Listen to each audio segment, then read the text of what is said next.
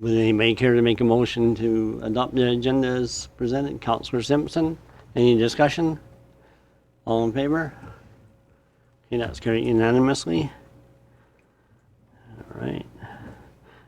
Our first item, well, we better wait till 5:05. We got two things we can, there's no minutes. Well, we want to wait until 5:05 for the public hearing. I guess we better. We got 401 downtown revitalization. Spencer, you might as well get comfy in your seat. You'll be up next anyway.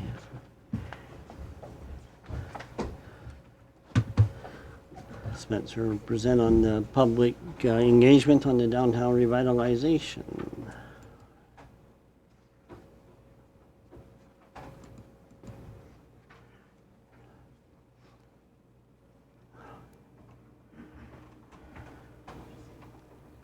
Yeah.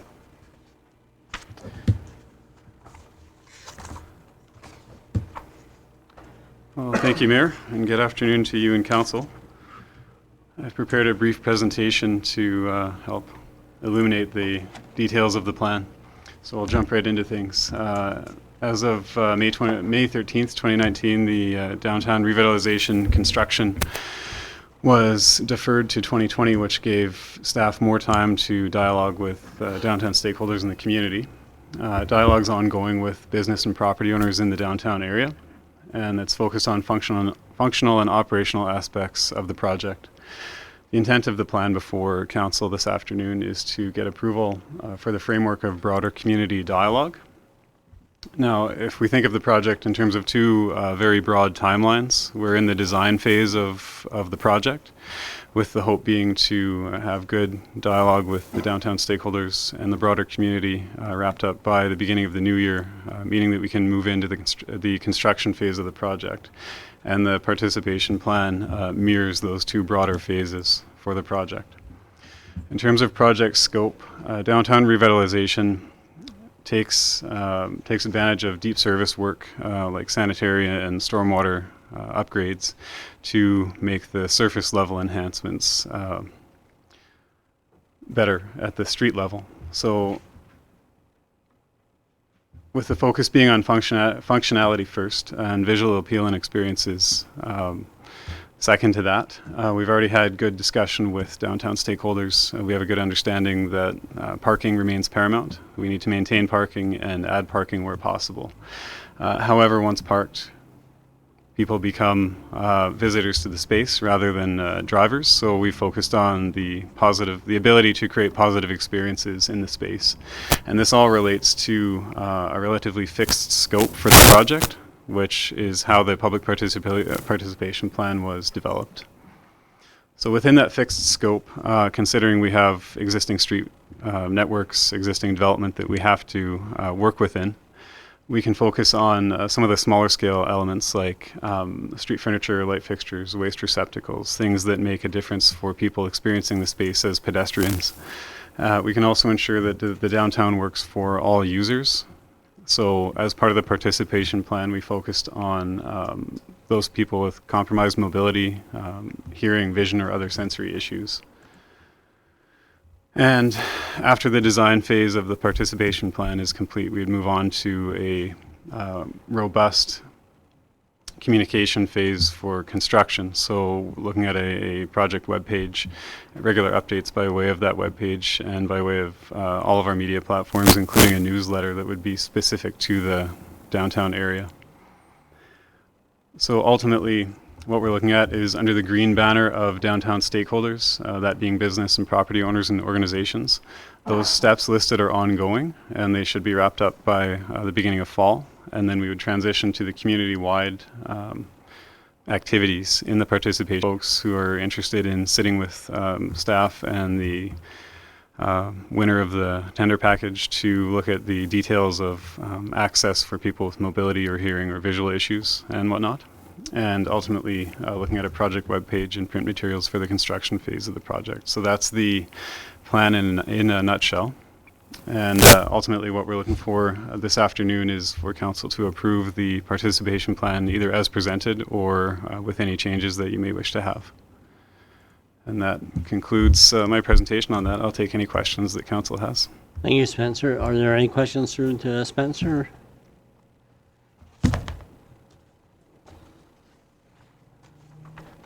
Okay, that's good. Always a good sign of a good presentation. Does anybody care to make a motion to deal with the plan? Councillor Lloyd, you move to approve the plan as presented. Okay. Councillor Lloyd has made a motion. Any discussion? Seeing none, I'll call the question. All in favor? And that's carried unanimously. Thank you. Okay, so it's 5:05. We're ready for the public hearing on land use redesignation 759-P-06-19. I'll call the public hearing open and turn it over to Spencer again. Well, thank you again, Mayor. Lana, could you bring up the presentation again?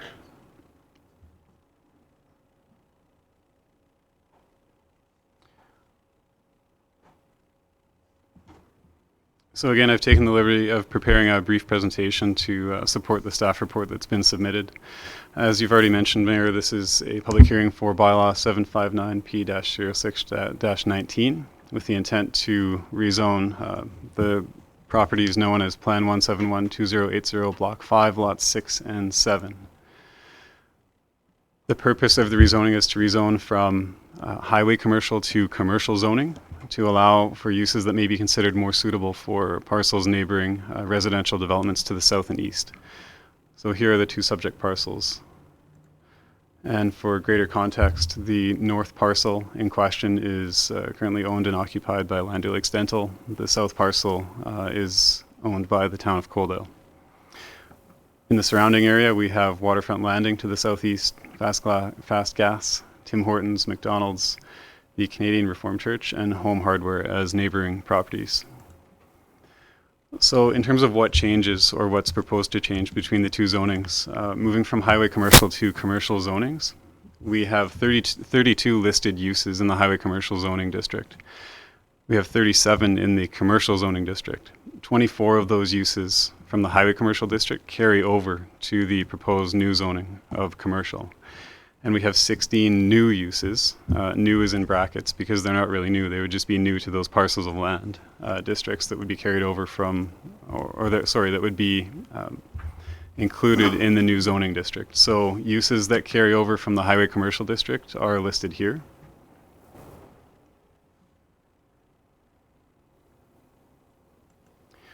Uses that do not carry over include generally larger scale uses that would likely not fit on either of the parcels in question anyway.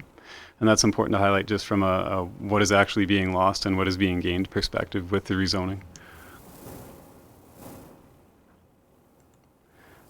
And here is the list of new uses, which would be uses that are in the commercial zoning and not the highway commercial zoning.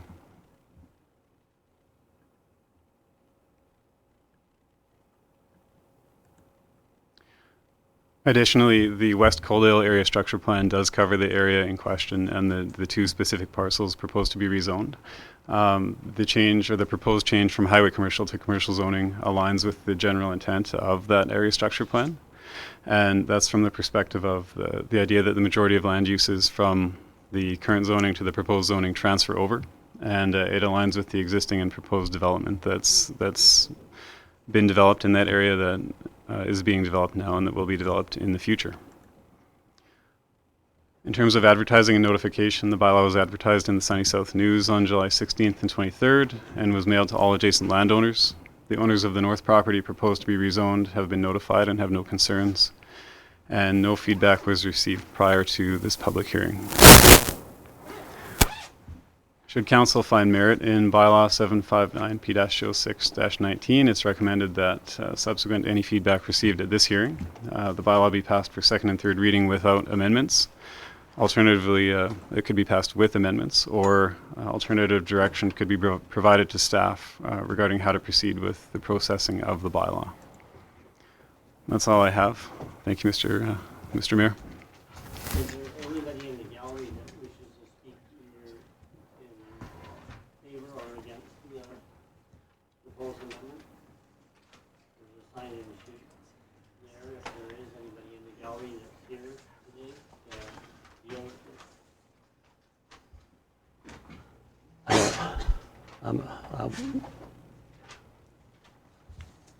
Okay, so is there any questions of council to Spencer on the amendment?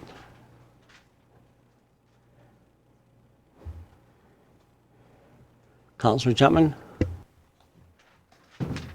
Thank you, Worship. Just an optics question. The movement change to today will still be okay, even though it was planned for September? Yes, through the mayor to Councillor Chapman. Thank you for the question. There was a note in the staff report that it was noted that the intention was to have the public hearing in September. However, the meeting that was scheduled for today did allow for enough time to meet advertising requirements for the bylaw.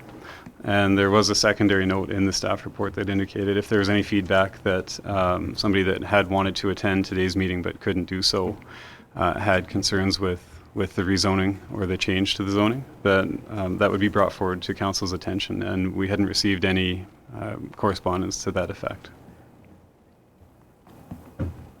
Any additional questions? Yeah, I'll ask one last time if there's anybody in the gallery that wishes to address this. Okay. All right. Seeing none, does council have enough information to make the decision today? Anybody have any outstanding questions or concerns? Okay. With that, I'll call the public hearing to a close. Thank you very much, Spencer.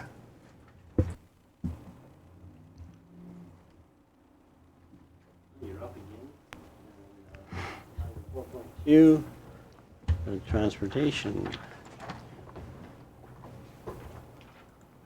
Thank you, Mayor. I do have one final presentation on this staff report as well.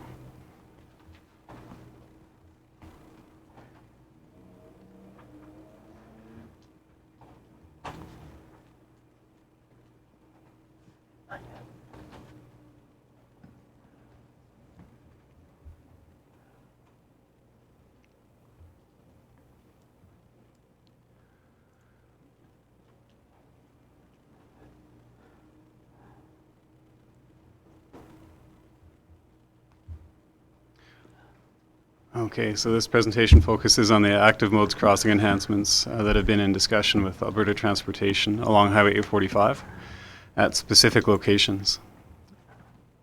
Just as a bit of background, the July 11th, 2016 council meeting, council made a motion to approve zebra crossings for all key intersections in Coaldale that have marked crosswalks.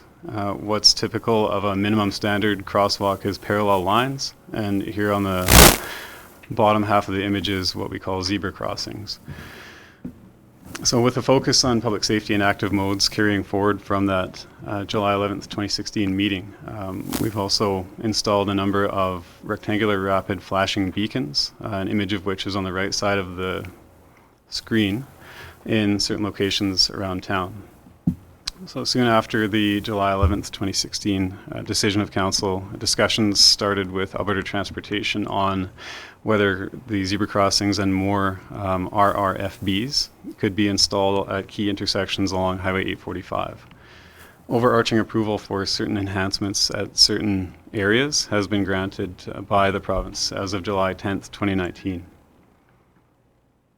So the enhancements presented here are not warranted according to Alberta Transportation's guidelines. A warrant in this sense would typically focus on the volume of pedestrians and vehicles interacting at key intersections at peak times. That's not to say that unwarranted enhancements don't achieve the goal of creating more safety for active modes users and more awareness for drivers. So that's an important point to note. Just because it's not warranted based on a technical analysis doesn't mean that it's not worthwhile. It just means that we're, in a sense, being proactive, because at some point there will likely be enough traffic by people and vehicles to warrant these types of upgrades. They're just being proposed to be done ahead of those technical touch points so that safety is enhanced sooner than later. Well, one final point of note, unwarranted enhancements are not funded by Alberta Transportation at this point in time. And no timeline for when these particular crossings may become warranted has been identified as of today. So in terms of the specific areas we're looking at Highway 845 and 20th Avenue, 21st Avenue, 23rd Avenue, and 30th Avenue. So I'll briefly touch on each of those specifically. The proposal for Highway 845 and 20th Avenue is a zebra crossing along the south leg of the intersection, with the yellow dots are supposed to represent rectangular rapid flashing beacons being installed at those locations as well. And the rationale for this particular treatment would be that it's a key east-west connection between the Main Street area and the properties west of that area. Next we have 21st Avenue. The proposal here would be a zebra crossing on the north leg of the intersection with rectangular rapid flashing beacons on each side of the street. And the reason it's only on the north crossing at this point is that that leads directly to the entrance to the John Davidson School site and playground. Next we have 23rd Avenue, which already has 4 rectangular rapid flashing beacons, as it's a major east-west connection point for this part of Coaldale. So in keeping with the July 2016 motion of council, the proposal would be zebra crossings at the north and south legs of this intersection.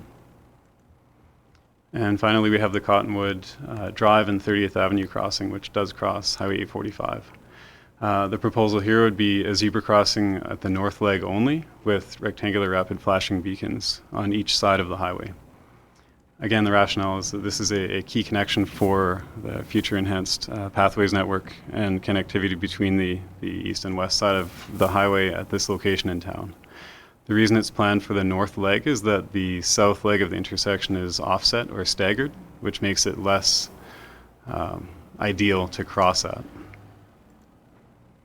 In terms of costs and funding sources, the cost of the flashing beacons that have been installed in the past couple of years in town have been between $14,500 and $16,000, and zebra crossings that are plasticized paint inlay crossings, which is the Alberta Transportation Standard, are about $100 per lineal meter. So all beacons and crossings are accounted for in the capital budget for Highway 845 and 20th Avenue and Cottonwood Drive and 30th Avenue. So the only items that I brought forward for consideration for funding today have been 21st Avenue and 23rd Avenue, as those are not currently funded for in the 2019 budget. However, one option, should council wish to have these crossings installed this year, would be to use the Community Safety Fund as a source of funding. The cost of the enhancements is estimated at $22,000, and the current balance in the safety fund is $63,000.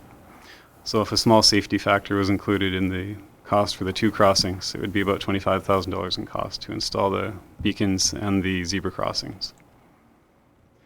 Wanted to touch briefly on community feedback for these particular crossings. 3 of the 4 crossings have been informally mentioned in feedback to town staff from community members who would like to see safer crossings at those locations.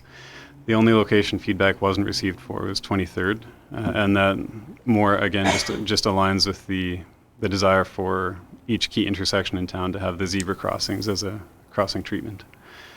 In terms of next steps, crossings north of Highway 3 in the northern part of the community have been discussed with Alberta Transportation, and once we have more detail on those through discussions with the province, we'll bring a similar report back for council's consideration. So the recommendation this evening is it is respectfully requested that should council find merit in the presentation made and the staff report submitted, that approval for the installation of crossing enhancements occur this year at 21st and 23rd, and that the enhancements be funded by allocating $25,000 from the Community Safety Fund. Alternatively, the project could be funded for next year, or alternate direction could be provided to staff. And that's all I have on this item. Thank you, Mr. Mayor. Thank you, Spencer. Is there any questions for the Spencer on this report? Councillor Simpson, then Councillor Chapman is on deck. If approved today, when would these crossings be completed? Would they be before the school year begins? Through the Mayor to Councillor Simpson, that would be the hope. There's no guarantee because there's one more step of formal paperwork that has to be processed by the province, but we would work as hard as we could with the connections we have with them to make sure that that was the case. And Councillor Chapman? Yeah, thank you, Worship, and thank you, Spencer, for this report and presentation. My questions are two. One is the question, although it's not going to be on the motion for today, but actually for the future, I have a question about 20th Avenue and 845.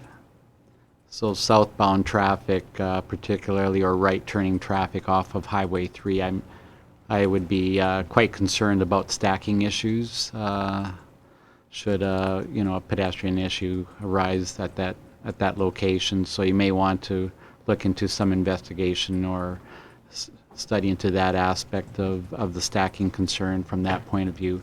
The other one that's not on your list is one that I have heard from, and that would be the crossing on 845 and I guess it'd be 16th Avenue North to Birds of Prey. So from about the station grounds area, just across a crossing over to the Birds of Prey on that avenue. And I appreciate your comments about what is warranted or not warranted. And of course, the town's interpretation of what is warranted might be different than Alberta Transportation. So I would kind of use the trump card and call our needs more important as or more important than Alberta Transportation's. Okay. Any other questions or concerns, Council? Councilor Avery? Thank you, Your Worship. So we're not looking at 30th this year, but we're looking at joining Cottonwood Drive down to 23rd Avenue, is that correct? Because there's a lot of children that go from Cottonwood to the elementary schools, and safety is a concern crossing that 845 from Cottonwood Drive over to 30th and then cutting down 17th to go to their schools. So I think we need to look at that safety factor from that Cottonwood area and these children going to these schools and crossing a major highway to get to the schools without these flashing lights. I believe 30th is included in this one. This year it was? Yeah.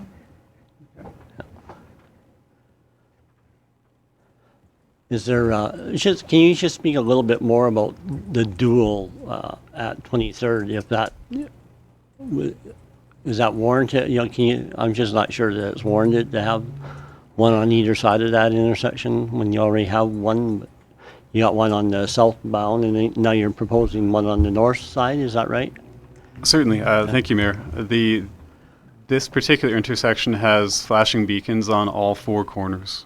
And so the pedestrian already has right-of-way demarcated for them by way of parallel line crosswalks on the south leg and the north leg. So we're just enhancing Zebra, what's already there. Just adding the zebra crosswalk is all that's adding there? Right. Clarity is our friend. Yeah, I think it's a good initiative, and hopefully, if it gets approved, Alberta Transportation will work with us to make it happen before the school year. Is there any other comment, Kaylin, you want to?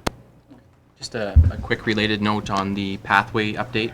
We're deep into the detailed design process for the pathway portion of the connectivity puzzle, and we've had meetings with St. Mary's Irrigation District, so we are finalizing the cross section with their technical staff. So we were hoping to have a detailed update to council today on the pathway proposal, but we didn't quite have enough information from SMRID to provide that update today. But there is a lot of meetings and progress that's taking place with technical staff, and then at the next council meeting we should have a detailed update on where things are at. Hopefully we'll have a tender package already out for bidding and fulfillment of the capital budget. So I was hoping to have that second piece of the coin today, but it'll have to wait till next meeting. But we are making headway on the pathways. Thank you. Councilor Chapman. Thank you, Worship. Just a final question through to Spencer, if I may. Obviously, your zebra crossings are east and west, but you're not planning for any north-south on each side. Is that correct? Through the Mayor to Councillor Chapman, that's not included in this report because we already have jurisdiction over the side streets. So at any point that we wish to enhance those to zebra crossings, we'll just let our paint crews know, and it'll get done. And Councillor Simpson. So I'll make the motion to approve the installation of the crossing enhancements to occur this year at the intersections of Highway 845 and 21st Avenue and Highway 845 and 23rd Avenue, and that the enhancement be funded by allocating $25,000 from the Community Safety Fund.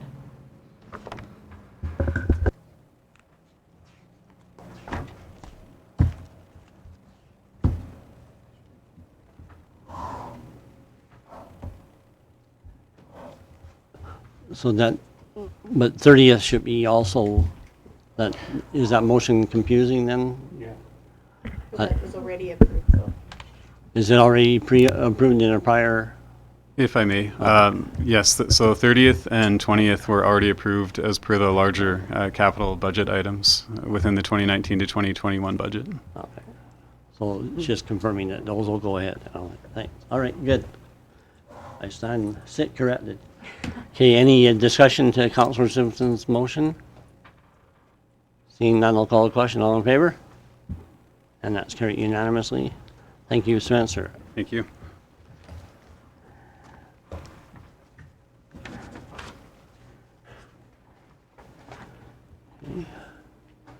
So we have a couple of minutes, but I don't think we really have time to do much. 6.5 maybe.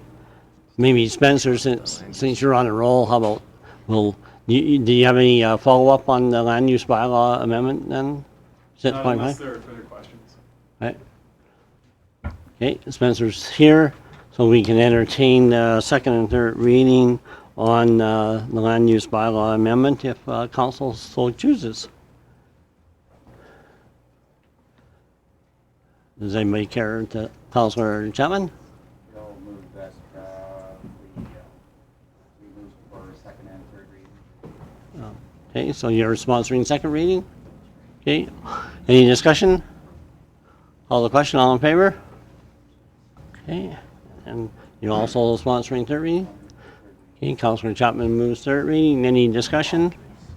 Call the question, all in favor? And that's carried unanimously. All right, thanks, Spencer. Okay, so maybe our guest. Come on, Kurt, don't leave her hanging. Yeah.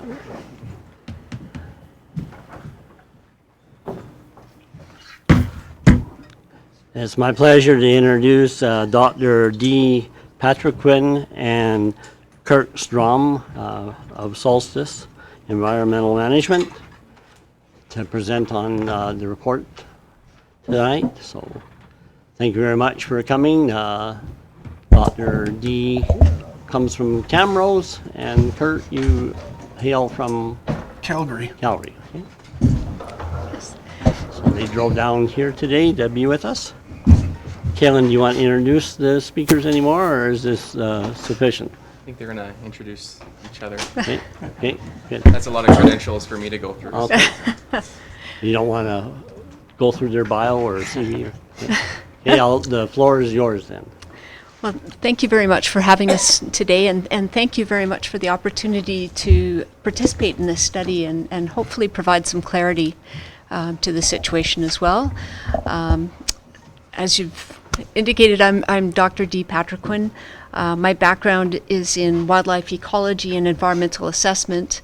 I've worked on environmental policy and sustainability sorts of issues as well. My background includes some work in physiology and, ironically, on an organism very similar to the one central here, looking at ticks and tick physiology. So the intersection of all that led to this review today. Kirk is a wildlife biologist. We've worked together for many years on environmental assessment projects. He's also a very talented bird biologist and is very familiar with a lot of southern Alberta's wildlife and the wildlife context here. And so we're happy to have him aboard to help with a lot of the background research locally. So maybe I'll jump into the outline for our presentation. As you know, there was a concern with West Nile virus and the loss of raptors at the Birds of Prey Center, just to the north in town, last year. Kaylin had contacted us through the town's legal firm to ask us to undertake this review, looking specifically at some of the causes, some of the timelines, roles and responsibilities, and generally understand a little bit more of the background that led to the loss of these raptors. So today we thought we'd go through a bit of background on the incident itself and what led to this investigation, the scope of our review, the approach we took, the methodology, and the results, looking at 3 specific factors. First, how West Nile virus is transmitted, sort of the biology and background behind it, the context of the 2018 summer incident, and some of the timeline of various intersecting events that were thought to contribute to the event as well. And then lastly, we'll close with some conclusions and recommendations that have come forward from this investigation. In terms of introduction, there were a number of coincidental events that were happening in and around Coaldale that culminated in the loss of 15 raptors at the Birds of Prey Center in August of 2018. In spring 2017 through the summer of 2018, construction of the Malloy Drain Phase 2 project was undertaken. That was a stormwater management project that was meant to enhance the town's capacity to deal with stormwater flows. Kirk's going to go through a little bit more of that background in a few minutes. In August, over about a 2-week period, 15 raptors passed away at the center and were later determined to have been exposed to West Nile virus. In November 2018, the birds had been sent to the University of Calgary's pathology lab, and results were received back from U of C indicating that the birds had succumbed to West Nile virus. This was 6 of the 15 birds that were found dead. The letter, we haven't actually had a chance to review ourselves. We've made several requests but have not obtained the letter itself. And so in our presentation, we'll refer to those results as a reported death related to West Nile virus. In December of 2018, media coverage started to link West Nile virus to the Phase 2 construction activities. This led to the town initiating this particular investigation to dig into some of the factors contributing to the event. In very, very tiny print, which I apologize for, this is the scope that was provided to us from the legal firm. The first task was to dig into the full facts of the case. What happened over the time frame from June of 2018 through to January of 2019 with some of the media coverage. To assess in particular some of the steps taken by the various parties involved in this or thought to be potentially involved in the case. So that being the town of Coaldale, the Birds of Prey Foundation and the centre itself, Alberta Health Services, and any other interested parties, primarily the organizations and businesses that were involved in construction of the Phase 2 project, 2A project. In particular, we were asked to focus on areas where standing water might have been created. West Nile is a mosquito-borne illness, and standing water is one of the key areas that can contribute to mosquito populations, the bird deaths, and public health related issues as well. We're also asked to consider issues of risk mitigation. How might risk have been avoided in this case, and what sorts of measures might be implemented to reduce risk going forward in the future, not just relative to mosquito outbreaks in West Nile, but also public health concerns as well. And then lastly, to report back our findings and some recommendations to go forward with best management practices. Our approach was to start with a literature review and get a better understanding of West Nile virus, how it's been transmitted, how it's controlled, and this included an expanded scope to look into best management practices at bird rehab centers specifically. Kirk was able to visit some of the sites locally, including the Birds of Prey Center and the surrounding lands, including the stormwater management ponds and the constructed areas. We interviewed a number of different experts on raptors, on West Nile virus, virus control and mitigations, including various wildlife disease experts working for the province. Interviews and discussions also extended to the various parties that were involved or alleged to be involved in this incident, and that included town personnel, the engineering firm that was responsible for the Molloy Drain Phase 2A project, and the Birds of Prey Center itself. So digging into some of the results, a little bit of background on West Nile virus itself. This is a mosquito-borne disease. It's transmitted mainly through bites. It's a blood-borne disease. It affects birds for the most part. Birds are a preferred species for the particular mosquito species that's found in Alberta, Culex tarsalis. In terms of habitat, the unfortunate part is that southeast Alberta is a prime habitat. It's got the right climate and the right amount of water to foster development of the mosquito and hence the spread of West Nile virus as well. It needs warm and dry climates. It needs warm, shallow, standing water. The standing water part is particularly important. The mosquito lays its eggs on the water surface.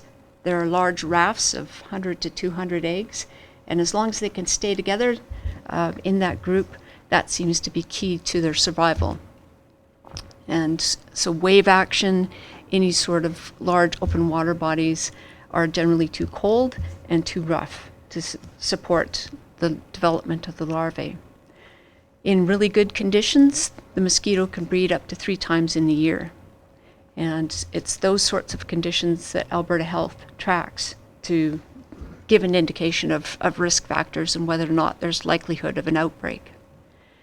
It also tracks the warmth in terms of overall daily temperature. So as temperatures increase to above 16 degrees in daytime highs, and as day length increases from 14 to 16 hours, that gives enough heat to support the breeding of mosquitoes in these standing water bodies. As I mentioned, the mosquito prefers to feed on birds. Birds thus become a carrier or a reservoir for the disease as well. So you need the 2 factors, the mosquito and the source or the carrier of West Nile virus itself. It can affect livestock and humans as well. Generally speaking, humans, about 10% of the population are affected by the virus. It's relatively low in terms of public health risk. Birds can shed the virus in secretions from the nose, other openings as well, so face-to-face contact is a possibility for spreading the virus as well, but generally speaking, it's the mosquito that's the primary cause. Dead animals are a potential risk as well because the tissue themselves can have some of these viral sheds. And so as far as public health risk goes, you wouldn't want to handle dead animals of any type. There are a variety of different things that you don't want to have contact with there. In terms of potential transmission routes, the main question we were asked to look at, is there a possible link to the stormwater ponds and the construction activities that were happening around the Birds of Prey Center during that summer period of last year? The first step was to look at the context, and there are many water bodies in this area beyond the stormwater ponds. This is a low-lying area. That's one of the reasons why this storm system is built where it is and relates to the construction of the ponds around the Birds of Prey Center.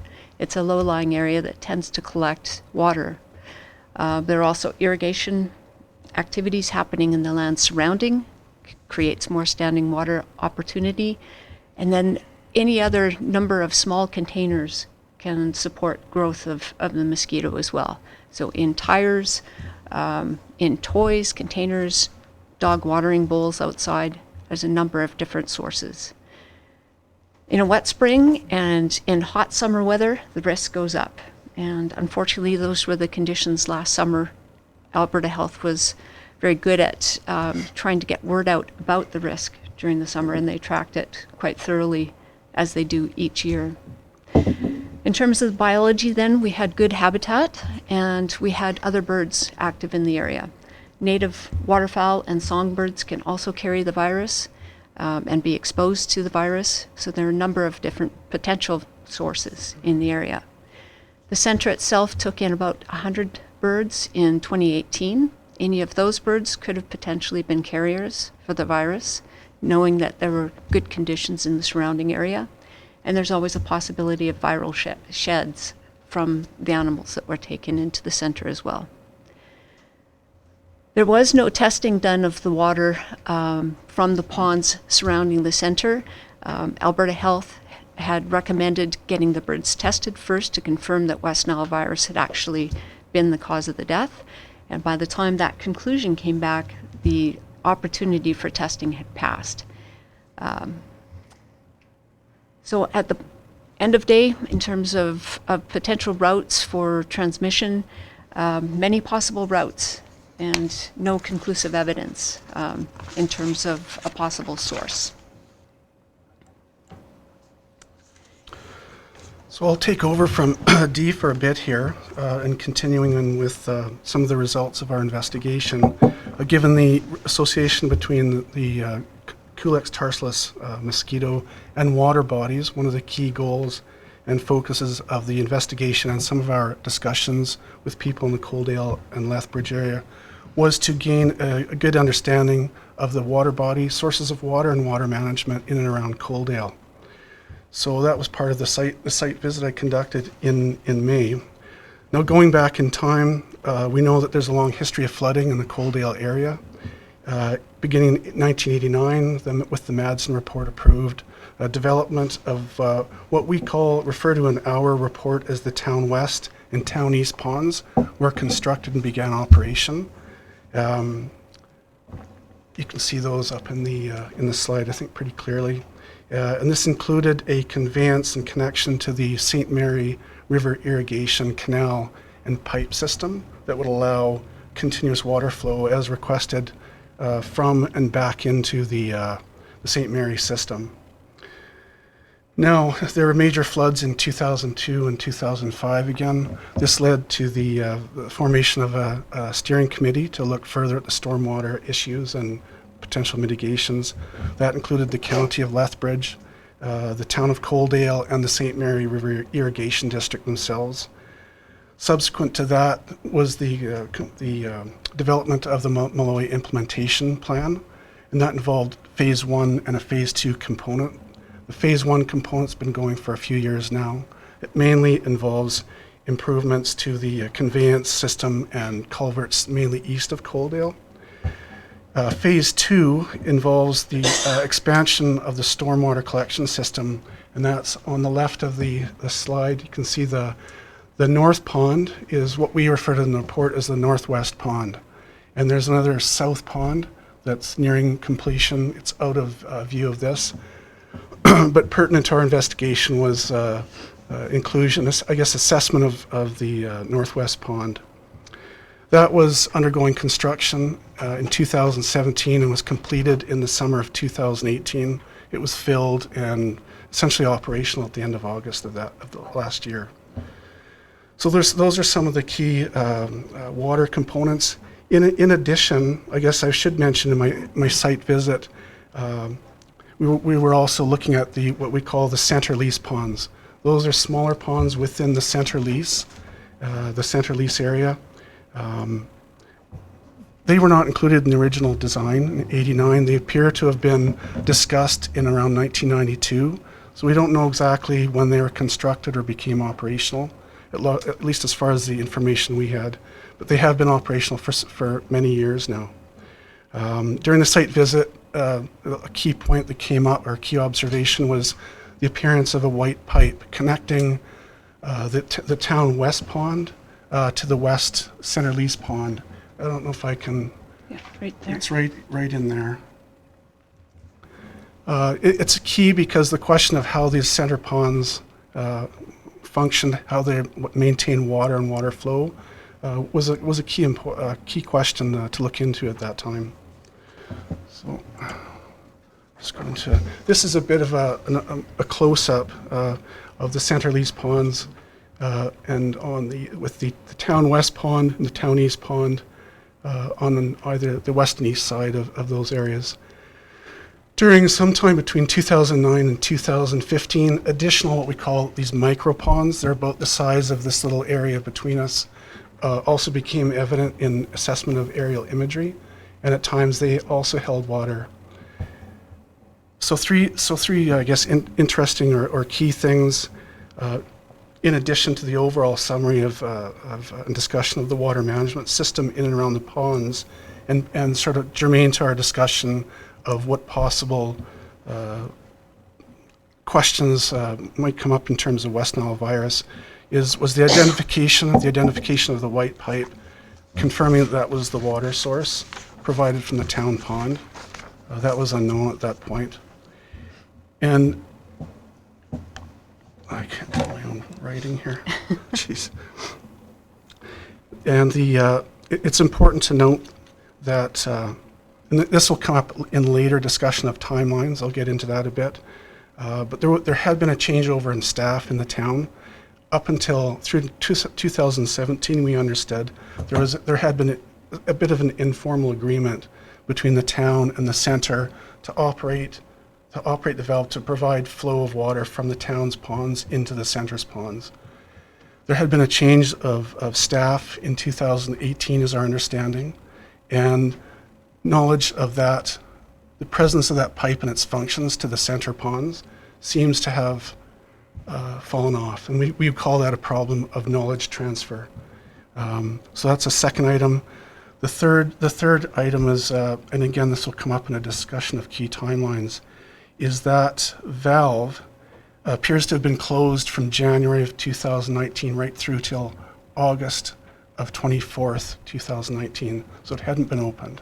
And I'll come back to that in terms of possible reasons a bit later.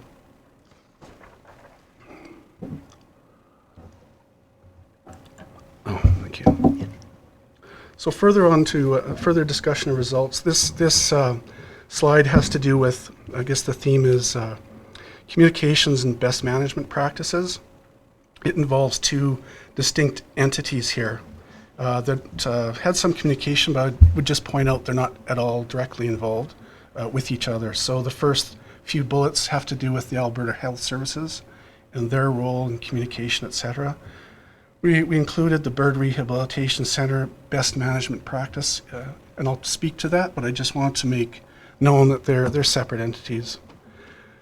So Alberta Health Services is responsible for managing public health risks, for tracking and communicating risks and preventative measures as it involves around various diseases and issues, including West Nile virus. They also investigate reported human cases. Alberta Environment Parks, the sister agency, the Wildlife Disease section, also they track and communicate wildlife diseases, including West Nile virus. Now, we know that West Nile virus has been known to be in Alberta since 2003, and Alberta Health Services, as part of their official purview and role, has been making annual consistent communications to certain agencies and institutions in advance of the likely presence of West Nile virus in the southern Alberta areas here. And in terms of best management practices, elimination of standing water, and that's a role that not only the towns and the municipalities and the Raptor Center needs to pay attention to, but it's a role for everyone in the community. It involves backyard swimming pools and bird baths and overturned tractor tires. So the avoidance of standing water is a message going forward, and the best practices for individual avoidance of mosquito bites, and that relates to the Fight the Bite program that they've been communicating consistently here. Now, in regards to the bird rehabilitation centers in general, there are published best management practices to reduce risks of transmission to center raptors. They're both operational, instructional, and structural. They include certain considerations or options such as quarantining and testing new raptors coming into the center so that there's no possible new sources of transmission. The avoiding of early day and late day dusk periods when mosquitoes are most prevalent and active. That's in terms of exposing the raptors outside to outside areas. There's possibility of applying fine netting around any of the raptor outdoor areas to prevent mosquito access to the raptors, and possibility of lastly just potentially keeping raptors inside during the peak of the West Nile virus period in July and August in particular. Those are options. We had requested from the center what their best management practices are, and similar to the request for the U of C letter of confirmation, we have not received that to date. So that's where that stands at this point. So the second part of the results, we termed timelines, and it's really a collection. There's three key timelines. They are individuals or a collection of individuals and their interactions and communications over the course of that summer. And a review of those is important. They elucidate or highlight certain key factors that are important to bring forward here. And the three are a discussion around Alberta Health Services communications. It's okay. The construction of the Phase 2 Malloy Drain implementation project, in particular the Northwest Pond, which I just discussed a fair bit there. And coordination and communication between the center and the town before, during, and after the raptor deaths. So I'll just step through, for each of those three, a few key illustrative points in time, dates in time, and either activities or communications that came forward. On the Alberta Health Services file for the summer of 2018, as is consistent with previous years, they initiated their public risk communication Twitter feed early in the summer. June 28th was the first, followed by similar posts on July 2nd, July 10. July 17 involved a direct communication to the South Zone Physicians Memo, so all health regions and doctors would receive this risk communication, and also a public service announcement at that same date on July 17. Subsequently, additional posts were continued to be posted by Twitter, August 30, August 31, and September 5. Now, an important outcome already sort of live in stream here is following our discussions or during our discussions with Alberta Health Service, they had offered to potentially increase the scope and direction of their communications of public risk. And on July 22nd, they sent out a risk communication to approximately 50 municipalities, municipal counties, and municipal districts, all in southern Alberta, so really already increasing the scope of communication on West Nile virus. How you doing? Yeah, I've forgotten everyone here.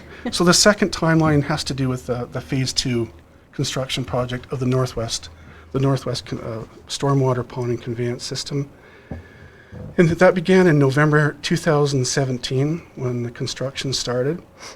By May of 2018, the West Town and new Northwest ponds were both filled primarily from snowmelt. As summer progressed, there had been a heavy snowpack and a wet spring, as I understand.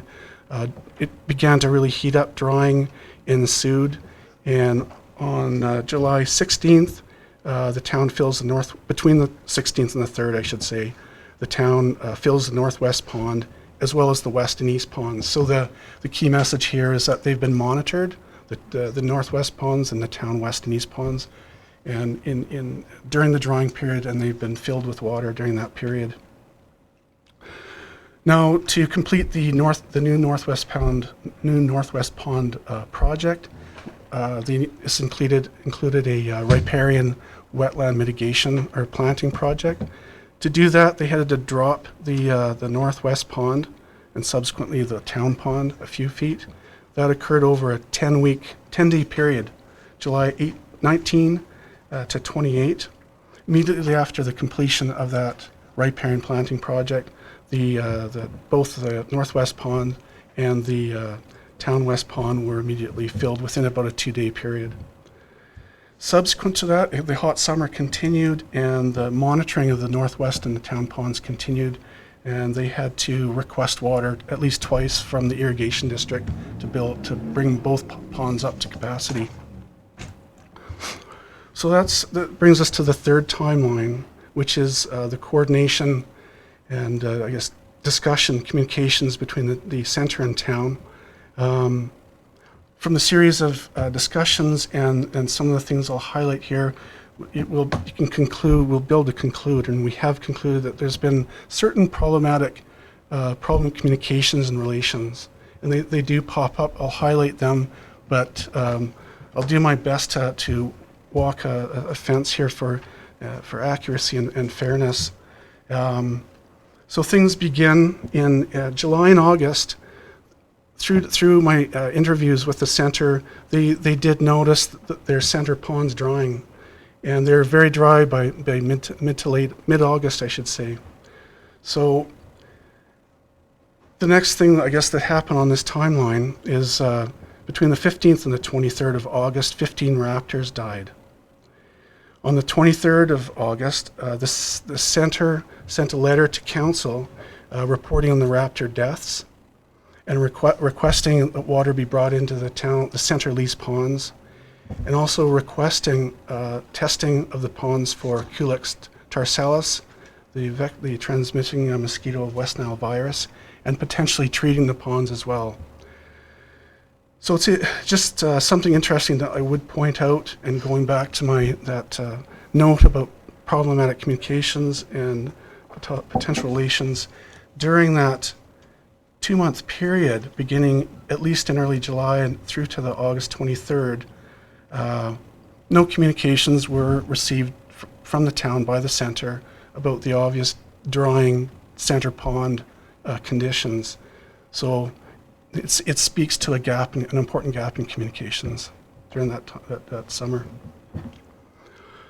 On August 24th, the next day after the raptor deaths were reported, a site meeting was held at the center involving representatives of the center, the town, and the irrigation district. The town at that point instructed the representatives of the center to open the valve in the white pipe to bring water into the center ponds. The goal here being to flush the ponds of any stagnant water and mosquitoes. At this time, the AHS also responded to inquiries from the town and the center with advice about West Nile virus, and also advice to contact the city of Lethbridge with respect to their mosquito abatement program. On August 28th, the town instructs the center to give proactive updates on water levels. The town at this time shared advice of AHS to test the birds for West Nile virus, potentially as opposed to treating the ponds with insecticide or testing for mosquitoes. So the town's objectives and recommendation was to send the birds for West Nile virus testing. On August 29th, the center reports the ponds are beginning to fill, and the center also asked about whether the town was pursuing the testing of the center ponds for West Nile virus. And to our knowledge, that did not happen. The same day, the irrigation district requested a coordination meeting with the town and the center to begin talks about bringing in the center ponds into a more integrated water management approach to deal with the immediate issues and also going forward. On that last day, the town also sent, August 29th, sent the center an email to stop allegations of West Nile virus and the town ponds as the source. So it was to stem any questions, uncertainty, or fervor before summary evidence got back through analysis.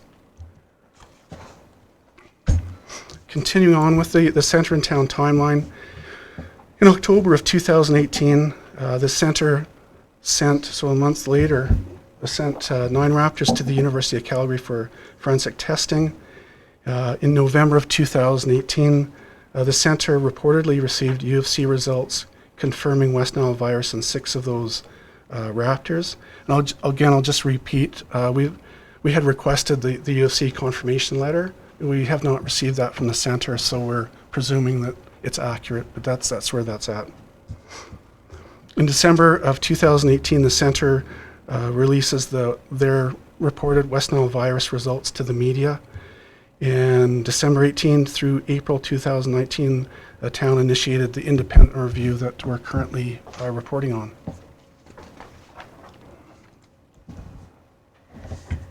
So our conclusions after the literature review, interviews, and expert advice as well. The transmission source for West Nile in this case was inconclusive due to the variety of different sources that are available in this area and likely to continue going forward as well. There's a number of different water bodies. In any given warm summer, the mosquito risk could be quite high. Risk reduction, therefore, is the key preventative measure coming out of this investigation, or the recommendation that we've brought forward. Again, mainly the risk prevention measures need to be individualized. It depends on an organization, the amount of water, the activities that are happening at their particular location. Even for local homeowners, what standing water sources might apply in their particular circumstance. They're best suited and in control, able to deal with those risks themselves. AHS plays a role in terms of roles and responsibilities and actively tracks the risk of West Nile virus outbreaks in any given summer. They've already started with announcements and PSAs this summer, and the Fight the Bite campaign has been pretty consistent since 2003. Any other organizations, including the town, can undertake their own risk reduction measures given the information and the risk level for that particular year. What also came out of our review are the related issues of conflict and communication, gaps in understanding of the infrastructure and past informal relationships with the Centre in terms of water management, the roles and responsibilities relative to Alberta Health, the town relative to public health. Clearly, Alberta Health Services is in a position to inform, track, and recommend measures relative to public health. That is not a municipal responsibility. It's possible for any given municipality to undertake a mosquito control program, for example, if you choose to. Many municipalities do. There are limitations in terms of the resources that are required, the information, and capacity for tracking and doing the monitoring component. I understand that the town is looking into some of those options now. In terms of individuals and organizations, again, risk management is best applied at that individual specific level. In terms of water management, I think what was central here was that loss of knowledge and understanding of the valve that connected the town's ponds with the Centre's ponds. There was an informal arrangement for many years of opening the valve, closing the valve. That was lost with staff turnover. Kaylin and others indicated no knowledge of the valve. Once it was identified, it was a fairly easy solution to get the system running again. So that loss of knowledge was really critical. And again, I understand the town is making taking some measures to try and find better ways of communicating and coordinating with the Centre, and better ways of looking at water management within this broader system. Communication is a key theme, I think, coming out of this investigation as well, and communication breakdown. the 2-month gap in time between the center noticing that the ponds were getting low and reporting that back, that's key time when something could have been done and preventative measures put in place. And so the source of that conflict was not within our scope to investigate, but obviously fairly central. So our recommendations going forward, communications, Alberta Health Services has already undertaken some of those initiatives, reaching out to municipalities and recruiting them as a means of communicating to residents and organizations in affected areas. The town, on its side, has shared that risk management alert out to its public, and I understand you've had some really positive feedback already from that activity. A little bit more coordination between the town and the center relative to stormwater management and pond levels. I also understand that started as of last year and has continued through this year as well in terms of operating the valve. The town is investigating options for better water management level. Currently, the pipe that connects the town ponds and the center ponds is inverted, so the water level has to come up quite high in the town ponds before it will fill the center's ponds. It's not the most efficient solution, so there may be some other options there. In terms of the Birds of Prey Center, there are a variety of different BMPs, best management practices, that could be put into place. We have not seen the measures that are currently in place at the center, and we've provided a number of recommendations coming from various centers across Canada responding to similar concerns and incidents that they could consider implementing and adopting. In terms of general mosquito control mitigations, there are some elements within the town's control, and I understand that the town is looking into those options as well. The first and the most obvious is to eliminate or aerate standing water. Again, any still water has the potential as breeding habitat, and avoiding the creation of it, is really critical. Managing pond depths, particularly in the stormwater system, so that you have deeper water, cooler water, and reduce sediment loads. The sediment loads creates nutrients that the larvae need to survive, the mosquito larvae, so you can reduce the population simply by having a sound, well-functioning stormwater system that's filtering out sediment the way it's intended to. Using biological controls, there are a number of different predators that will take out the mosquitoes, both at the larval and adult stage, and can do a pretty phenomenal job of dealing with those as well. Simply encouraging riparian edge growth, cattails and other emergence on the edge creates different habitat structure for aquatic invertebrate predators that eat the larvae. Encouraging nesting by avian predators like tree swallows and bats. Bats, I've heard up to 2,000 a night in terms of adult mosquitoes that a single bat will eat. A very hungry bat, I would guess. It's a great way to recruit citizen support too, and leave residents feeling like they have some control over the situation too. You can actually monitor and see that there's something active happening in your area. As a last resort, applying pesticide and responding to larval population levels in standing water bodies is another option. There is a biologically safe pesticide that's available. It's a bacteria that affects the mosquito larvae once they ingest it, and has been quite effective and quite safe. It's recommended for organic farming amongst other applications.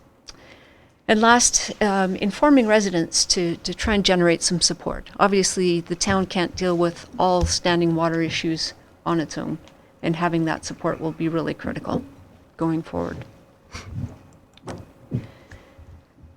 And I think I will leave it there. Any questions? Thank you, Dr. Patsperquin and Kurt. Any questions through to our delegation? Or Kaylin, you want to add anything? I Just a quick question. Would you mind running through the map one more time with the mouths, just to explain how the different water transfers within the Birds of Prey Center, and just to comment a little bit further on where the shallow ponds occurred relative to the broader system? 'Cause Sure. before it was a little bit hard to see the labeling, but if you could just re-explain it using the mouse just to show the flow, You that would bet. help, I think. We'll enlist technical support to get to the second map, I think.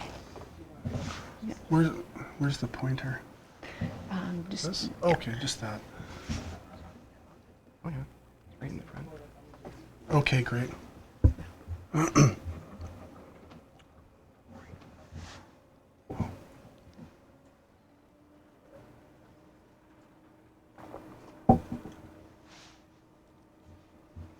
okay. So maybe just a quick question. While we're sliding there, when you said you were retained to do an independent investigation, can you comment? Do you feel that you had autonomy and you feel that you were able to conduct the independent investigation free of interference? Oh, definitely. It's we've had free access to town staff, to the consultants that were involved in the drainage program or the stormwater project. Alberta Health has cooperated. We've had a number of different expert interviews that have been really helpful as well. So How do you go back? I think if you, Oh, right. yeah, there you go. Okay. So apologies if there's any unclarity or went too fast through this. This is what we refer to as the Northwest Pond. That's the pond that was constructed in 2017-18. Where's my thing? That's right here. The Town West Pond is there. That was developed and constructed and operational in the early 90s. The Town East Pond, constructed and operated at the same time. And I'll talk about the Centerlease ponds on the next slide. But in terms of, the blue line is the connection from the St. Mary River Irrigation District intake canal, and then piped through these. The yellow are the pipes and gates that allow the town to control water intake and levels in the Northwest Pond, in the West Pond, and the East Pond. So they're all connective with a series of connective pipes and gates. Here, the connected system exits, goes into the cheese drain, the cheese factory drain, and back into the St. Mary River Irrigation District canals, and eventually to Stafford Reservoir. So it's a fully connected system operated by the town.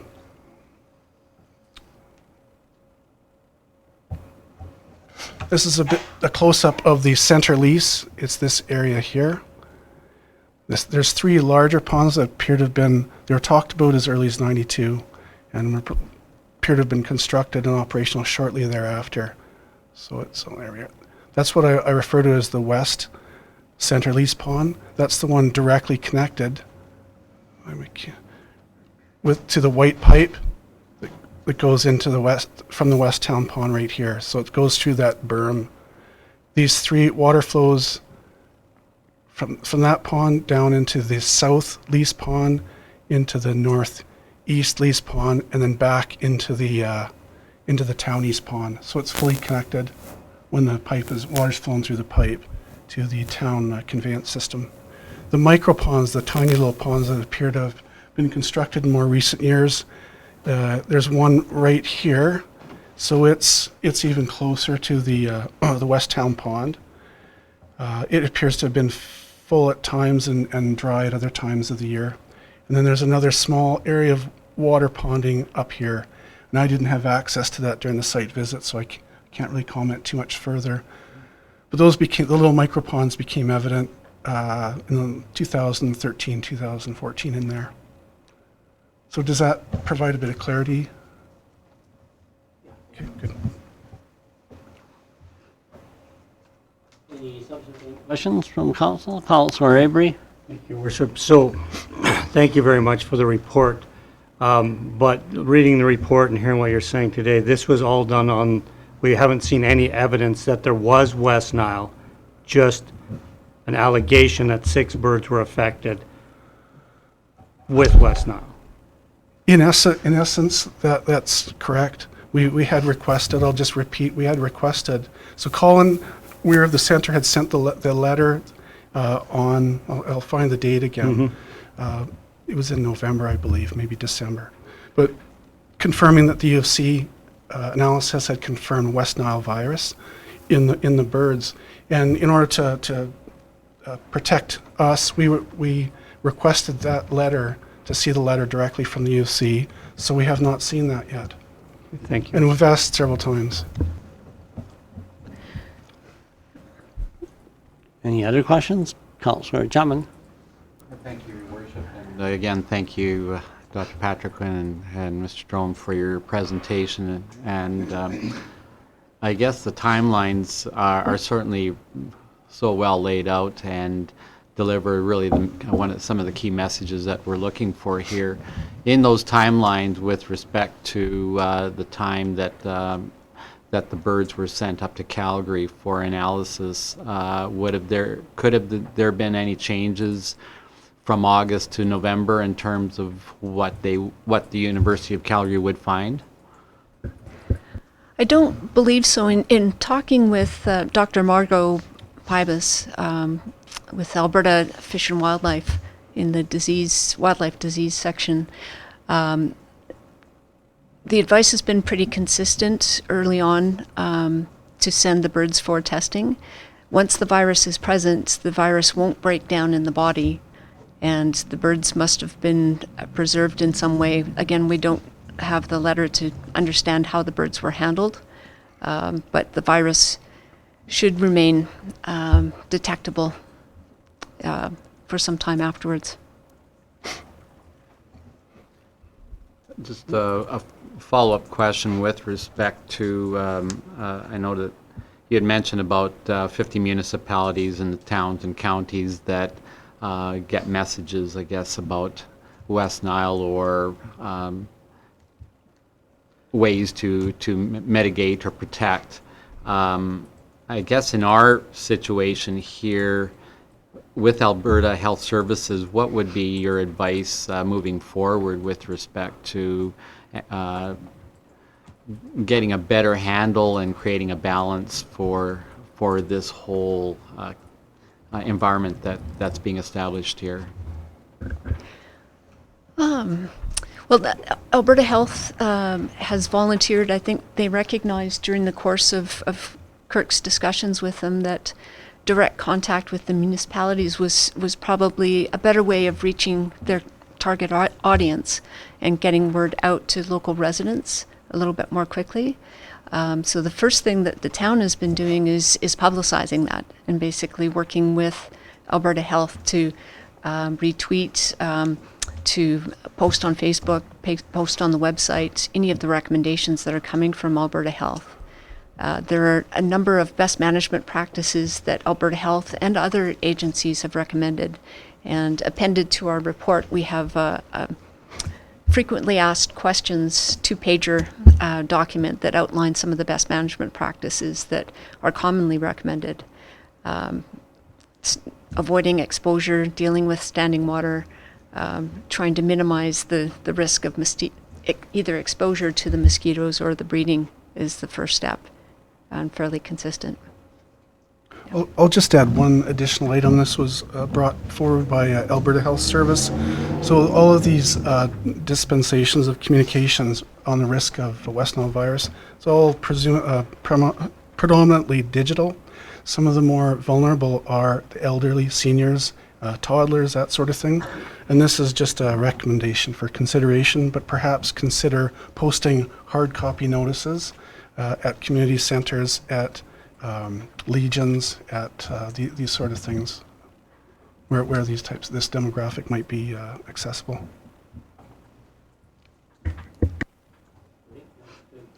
Good. Any further questions?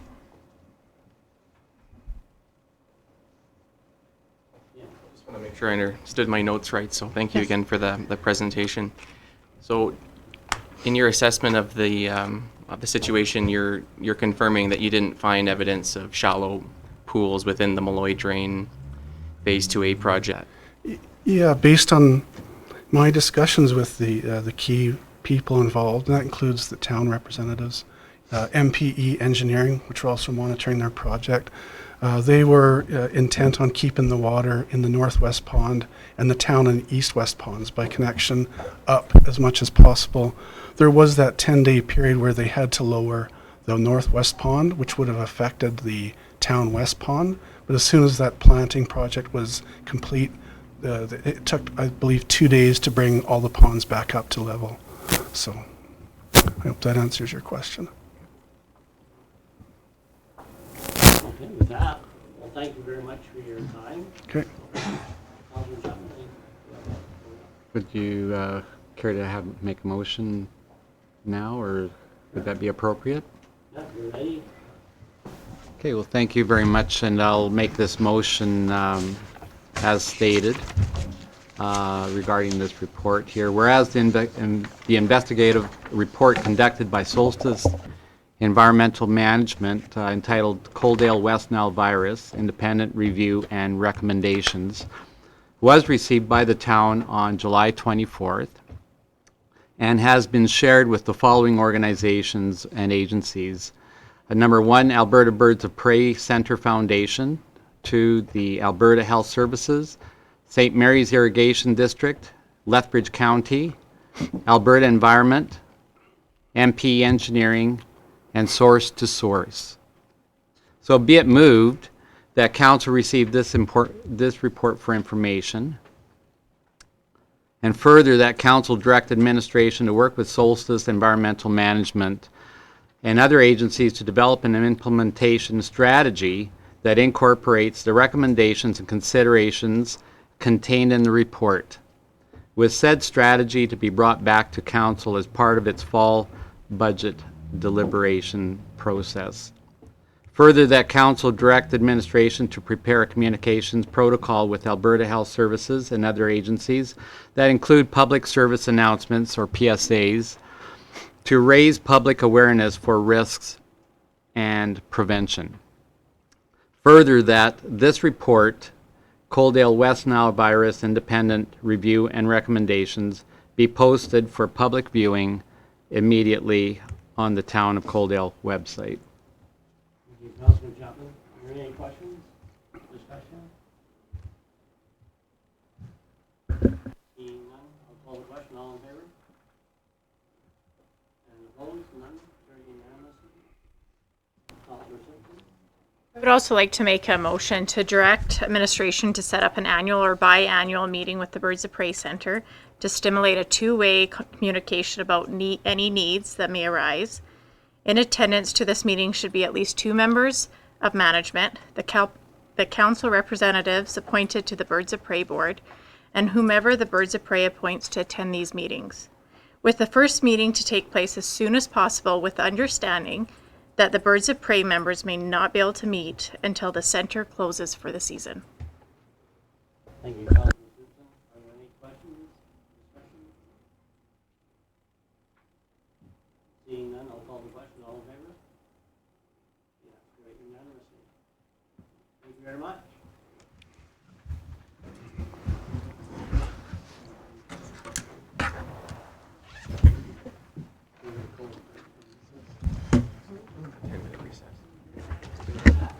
I'll declare a 10-minute recess to allow for transition of the meeting and that. And does the media, do they want to just interview Solstice, or do they want any other interviews? I think we'd like to interview a representative of both the town, yourself would be a great person for that, and Solstice. Okay, all right, so I'll be right with you.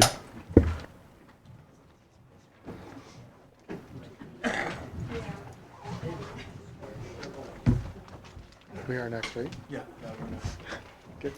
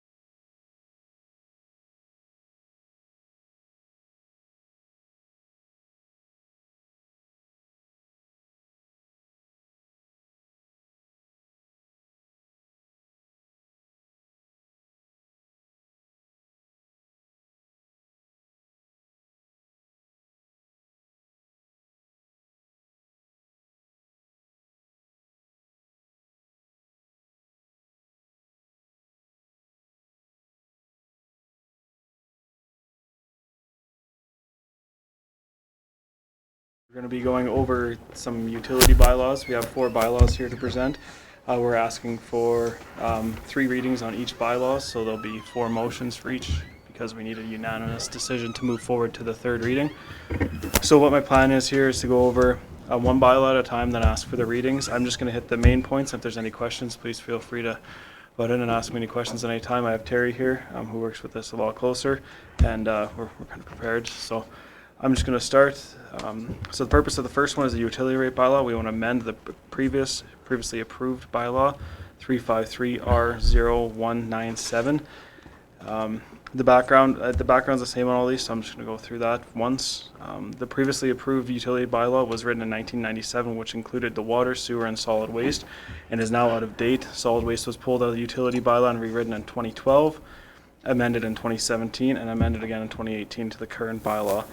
The stormwater bylaw was written independently in 2012. Administration amended the bylaws and to reflect changes in regulation and industry standards. We've also had this legally vetted.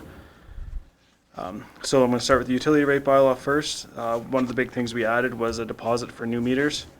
We also added a deposit for fire hydrant meters and a daily rental fee for contractors if they're using our water and hydrants. But we don't currently rent those out, and they're an expense to the town.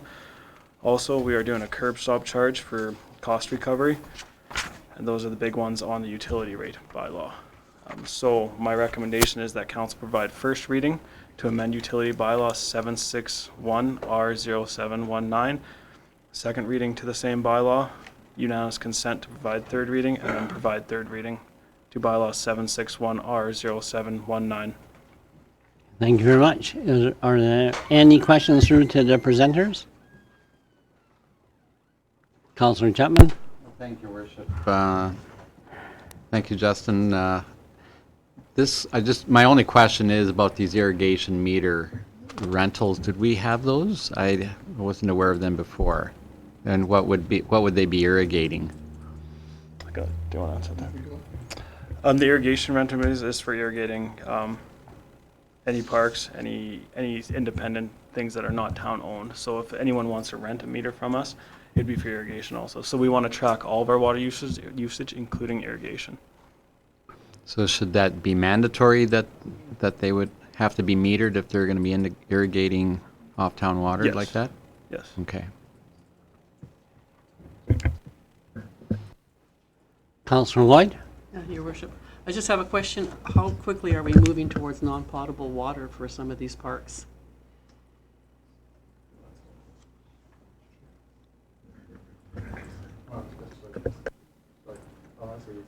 And I know that Malloy 2B is in the process, and I believe it's scheduled for this year or next year. And that's to put the additional pond inside the reservoir so that we can hold water there and then water the quads. Anything further, I don't really have an answer to at the moment, but that's a big user for us. So that's the next one in line. Okay, Kalen? Exactly as Terry mentioned, we're also exploring the inclusion of a potential purple line in future developments so that there is a non-potable source of water that can be used for irrigation only, so that we don't use the expensive treated water that we receive from the city of Lethbridge. And that'll help expand the amount of population base and industry that we can service from our existing allocation if we don't have to use water like that for green spaces. So it's a great question. And the first big win in terms of that conversion, as Terry said, would be as part of Phase 2B of the Malloy, retrofitting a cell within the decommissioned reservoir so that we can water the quads even before irrigation water is turned on in the canal, but also at the policy level, exploring the inclusion of a purple line so we can have irrigation put into all of the residences and new developments. Okay. Seeing no other questions, does anybody care to move the ball forward and sponsor first reading? Councillor Simpson? Councillor Simpson sponsors first reading. Any discussion? Call the question, all in favor? Okay, that's carried. Councillor Chapman? I'll make a motion to receive second reading. I guess just in advance of that, all the utility rates that have been really fully studied and analyzed, so that I didn't go through all the numbers, but I'm sure that they've been studied out and researched. Yes, and the utility rates as part of this amendment have not changed from the previous bylaw. We just added new rates for those two things I mentioned. Thank you. I'll make I'll move for second reading. Okay, we have a motion for second reading, sponsored by Councillor Chapman. Any discussion? Call the question, all in favor? Okay, that's unanimous. Motion for unanimous consent. Councillor Pauls? Any, all in favor? Okay, that's carried unanimously. Okay, Councillor, excuse me, Councillor Chapman moves for third reading. Any question? Call the question, all in favor? Okay, thank you. Okay, second verse, same as the first on 6.2. Yep, thank you, Council. So this one's the water bylaw. The new bylaw is 762R-07-19. It is amending the previously approved water bylaw 353R0197. So this is one of the ones that was from 1997 that desperately needed to be updated. One of the big things we added here is supply restrictions. So we receive water from the city of Lethbridge. If they put on restrictions, we are proposing that we follow the same restrictions that the city of Lethbridge puts on the residents of the city because we use their water supply. So it makes sense to use that. One of the big things, we added billing and account responsibility with our billing department. And those are the two big ones. So again, I'm asking for first, second, and third reading on this bylaw. Okay, thank you. Any discussion, questions? Okay. Councillor Simpson moves first reading. Any discussion? Seeing none, I'll call the question. All in favor? Carried. Councillor Lloyd, you were there for second reading. Any discussion? Call the question. All in favor? Okay, and that, Jason did it. Okay. Then, does anybody care for unanimous consent then? Councillor Pauls, all in favor? Okay, and that was carried unanimously. And the sponsor for third reading, Councillor Chapman moves for third reading. Any discussion? All in favor? Okay, unanimously. Okay, 6.3.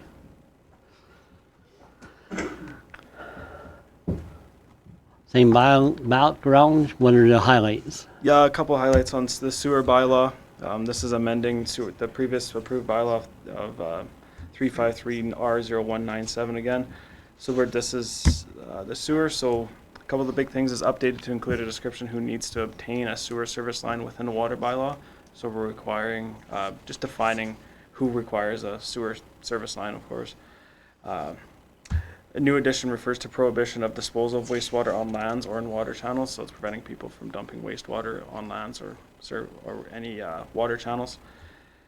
Backflow preventers being installed and tested regularly, and then we expanded definition to determine the responsibility of each party as pertains to service lines and things such as tree roots and services.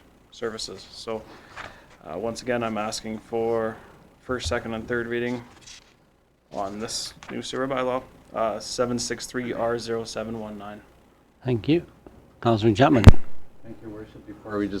Before we do the readings, just a question on the Section 8. So you're talking about these backflow preventer valves, and who's going to test them if they're in my house? It's just that you would be responsible. And this is more for our industrial businesses as well, but you'd be responsible for testing your own backflow preventers in your own home. It's just that we can then ask you for your records of testing a person if we need to. And this one is rather large because our original bylaw only had 2 pages for sewer in 97, so we've pretty much had to rewrite it. So it's a lot of duplication from the water one just to make them uniform with some specific changes. But yes, you would be responsible for your own testing, and it's just making it a requirement that you test them as per manufacturers. Is there any messaging to the community that this would be a responsibility? Let me just pull up Sorry this. No, let me just pull up the section. What section was that? Section 8. Particularly for insurance purposes and that.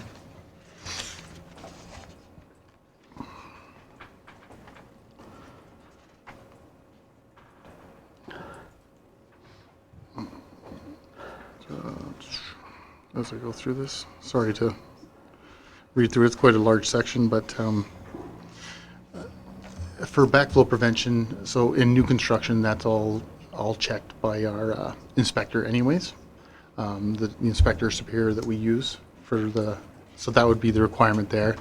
And then as far as testing, you're supposed to have your backflow preventers, and I don't want to recommend, but it's yearly or bi-yearly.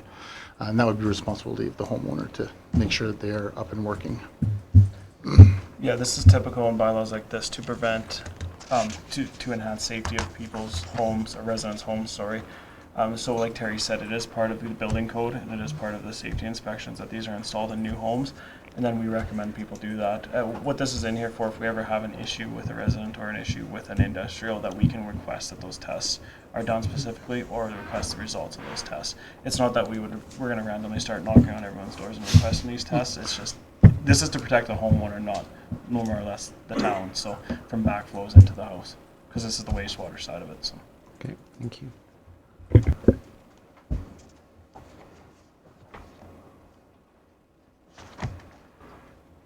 Counselor Simpson. I'll move for first reading. Thank you. Any discussion? Call the question. All in favor?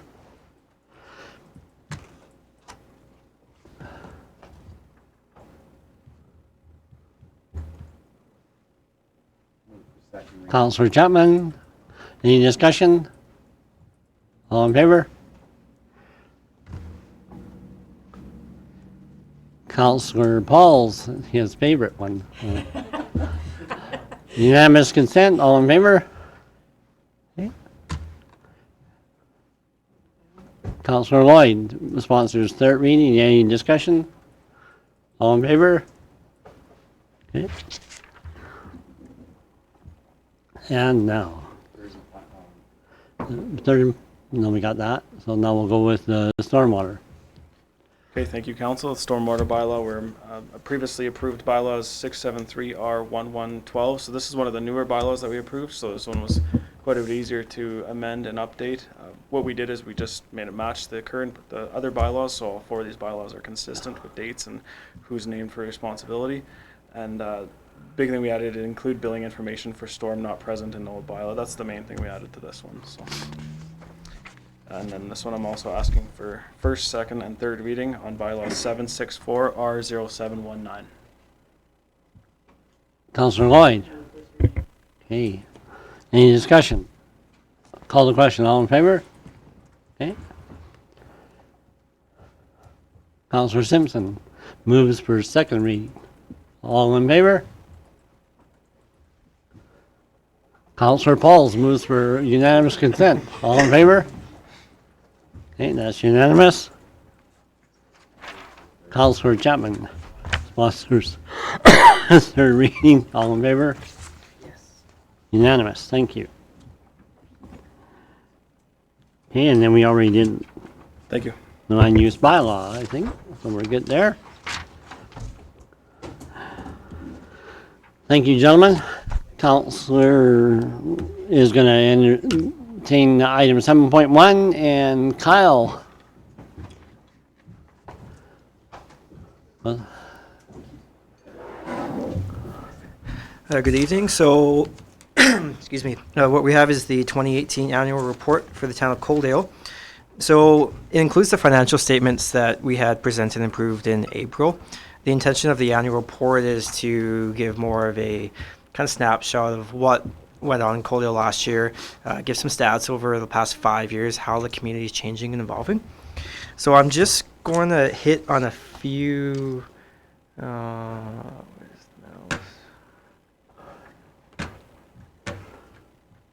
few points here.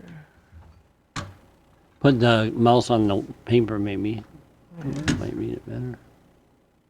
No? There's two screens. There we so go. you may have-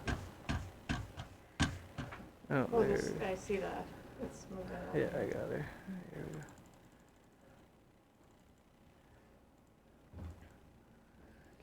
Kyle's gonna just get right to the financial part probably, because Yeah. that's the highlight, right? Are you biased, Kyle? Not at all.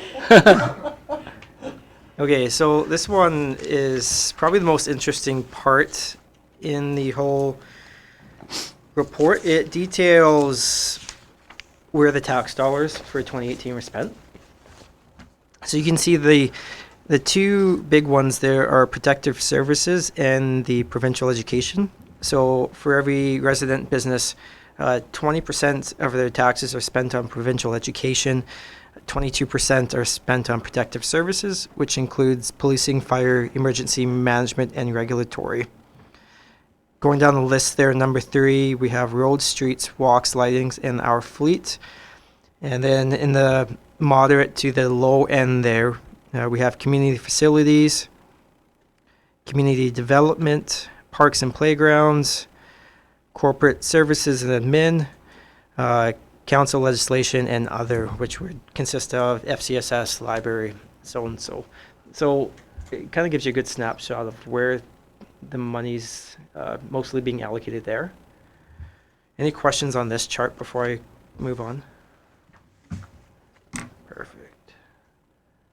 More of a comment that this is really what most people are asking about their tax dollars.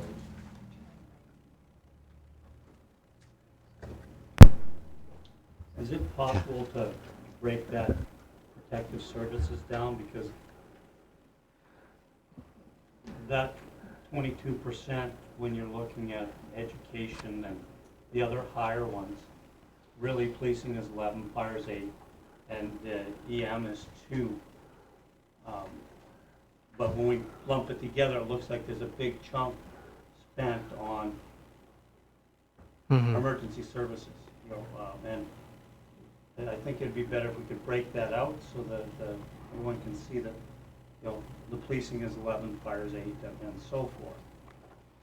Because looking at that, to me, why is, you know, the majority of your budget being spent?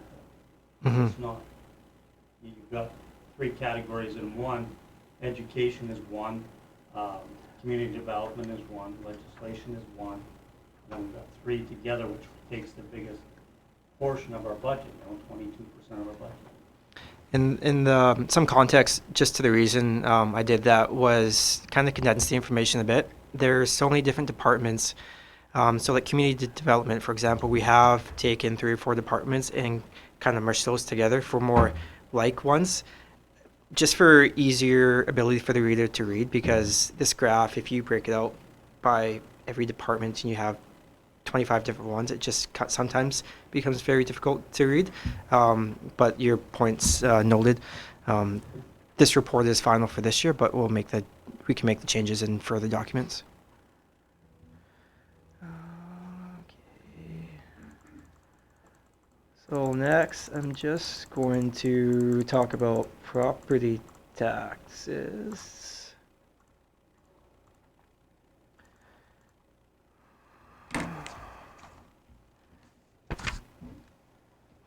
So there's 2 ways, right, the municipality can collect property taxes and increase their property taxes. First one is an increase in property assessments. Second one is an increase through mill rates. So I'm just going to talk about how those have changed over the past 5 years. So in 2014 to 2018 here, you can see the residential on top. Over those 5 years, it's increased by 24%, our residential assessment value. So that's on average 5% a year, and that's increasing. Our non-residential assessment over those same 5 years has increased by 55%. So that's on average 11% per year. So that just shows you how much Coaldale is growing every year. So that's the main reason how Coaldale can increase their property tax revenue is by attracting more development and businesses to Coaldale through such projects like, you know, the 8th Street development is a great economic boost because it provides existing businesses and new businesses greater means of transportation within Coaldale. So second is the municipal mill rate. So as again, the residential assessments increased by an average of 5% a year. Comparing the 2018 and 2014 residential mill rates, over 5 years, that's increased by 3.5% over 5 years. So on average, that's 0.7% a year. So our mill rate's increasing by less than 1% a year. The non-residential is increasing at a slightly higher rate. It's about 1.5% per year, so 7.5% over those 5 years. So it just shows you how the mill rate has managed to stay at a more stable balance, and we've been able to increase assessment to increase property tax revenue for services provided to residents and businesses.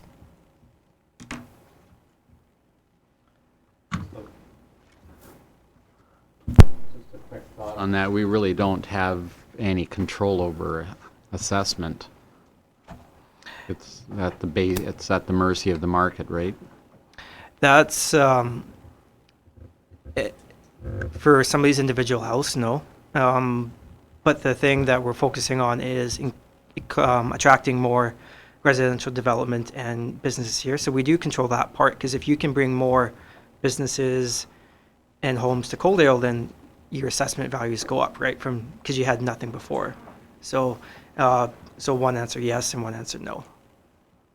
It just seems to me that that's the primary concern on the street from homeowners, particularly when it comes down to their taxes going up, as they say, and so, but it's primarily the assessment side that they see the spike. So for existing assessments, correct, yeah, all our assessments are done by third-party contract firm. If residents do have complaints about their assessed value, we direct them to talk to Benchmark, the company that does the assessments. Often, sometimes an arrangement can be, or there's a misunderstanding that can be resolved over the phone. And then again, if they still disagree, they have the right to appeal their assessment before an independent board. So there are steps to make sure that there's proper process in places to ensure everybody's paying their fair share.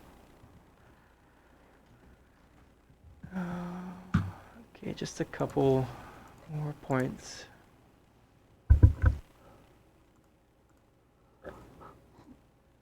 Okay, so how is the town of Coaldale doing financially compared to 5 years ago? So reserves, this is basically your piggy bank savings. So over the past 5 years, so 2014 to 2018, these have gone from 10.5 million to 15.5 million. So that's an increase of 47%. Vice versa, if we look at net financial assets, so net financial assets are basically, you take all your liquid assets, cash you have, anything you can collect, so receivables or land you can sell, less any debt you have. That's increased from 6 million to almost 15 million over the 5 years, which is an increase of 135%. So economically, Coaldale has financially is a very vibrant community. I think that's highlighted by the capital budget, right? We have this, there's been a lot that hasn't been done for a couple of years, but that's being focused and really pushed forward in this capital budget to really put in the proper infrastructure in the various areas required for the town. And the last thing I just wanted to touch base on is our debt. So you always hear the horror stories of, how much in debt various provincial bodies, governments, federal organizations are. Currently, the town of Coaldale, our debt capacity, we've only used about 13%. So it's showing that for everything the town's doing, we're not relying very much on debt right now. Debt is a useful tool for financing projects. So it shows we do have a lot of capacity that we're using in our capital budget going forward to efficiently utilize. So we're not at a very high debt level, which again is another positive thing. So those are just kind of the key points I wanted to highlight in this report. Other than that, if there's any questions or anything I can clarify. I was pleased to be able to review the report and that and all the different departmental inputs. I think in total it's a very well done report, very professional, and I think this year I would have a high likelihood that we'll achieve our dream of getting recognized by the GFOA for a stellar report here, I hope. So it's And I'd just like to thank all the staff too that were involved. There were staff from a lot of different departments that worked on this, staff that had set the template and the base ground working on this project last year that we piggybacked off this year. So big thanks to all of them for all their help. I think it'll be useful to residents, the biggest audience that we want to reach is the residents of Coaldale, and I think they'll find that a very interesting read and very, it's very pleasing on the eyes and it's, has some really valuable information. So I look forward to hopefully getting positive comments from the people that take the time to read through the annual report. Kalen? Just going to echo and add to that. Great job, Corporate Services.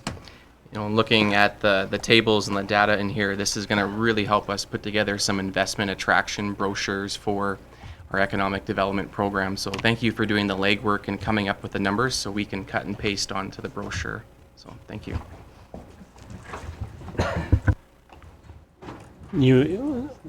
A motion to receive the annual report or for information. Councillor Lloyd, any discussion? All in favor? Okay, and then we have the development stats, 8.1. They're speaking for themselves, I would think. So, anybody care to move them for information? Councillor Simpson, any discussion? All in favor? Okay, any roundtable? Green, you want to start this time? Anything on roundtable? Okay, Councillor Pauls? Yeah, can we put it back into where it was? Oh, what? Yeah, we had the round table after, and now we have it before that. So you can end up ambushing people, and then I don't think that's polite. I think that the, That's it. yeah, good. That's it for me. Councillor Avery? Councillor Chapman? Councillor Simpson? And I have nothing. Okay, and we have 11.1. There's Stars of Alberta. I would just direct the administration, just post this on the link on the website and let the citizenry nominate people that are worthy. I don't believe it's a council responsibility to assemble a list like this. So,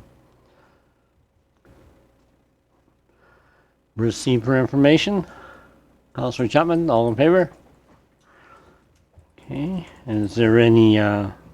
Does anybody care to go into closed session? I don't think we had a. Councillor Pauls, do you have anything that you would like to add in closed session, or do we? You want to go into closed session today? For me?